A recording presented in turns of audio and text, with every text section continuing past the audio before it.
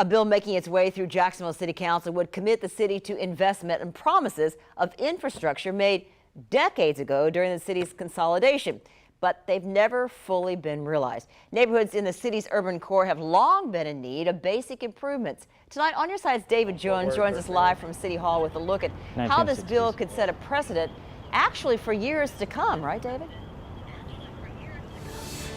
Hey, yeah, Jeannie, that's right. Look, it's been a really long wait for infrastructure improvements in the city's oldest neighborhoods. These were areas that made up the majority black city of Jacksonville before it consolidated with Duval County in the 1960s. Advocates, politicians, and historians say that at the time, promises were made of infrastructure improvements for those neighborhoods, fixing the roads and the sidewalks, for example. Now, this bill in City Council looks to put in writing the city's commitment to spending money in these neighborhoods.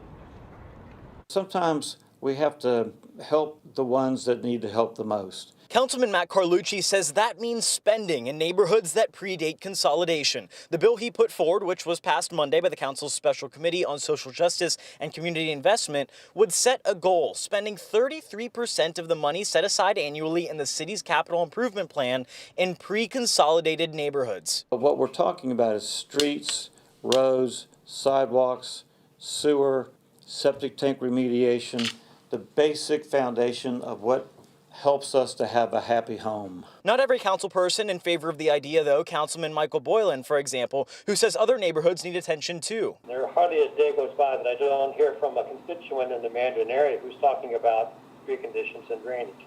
I mean, every district in Jacksonville has got its problem areas. My district, all districts do. If we want to make our city great, sometimes you have to invest in it.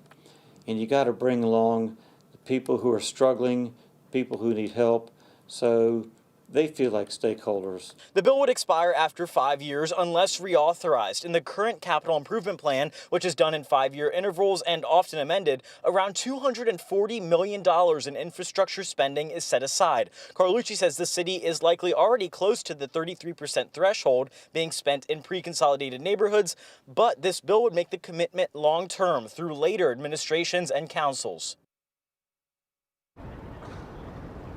Carlucci tells me he expects the mayor to be on board. In his budget presentation last month, Mayor Lenny Curry talked big about fulfilling the promises of consolidation, but there is still a lot of work to be done, as the residents of these neighborhoods know all too well, meaning that this is going to be an ongoing conversation for years to come. We're live at City Hall. David Jones, First Coast News, on your side.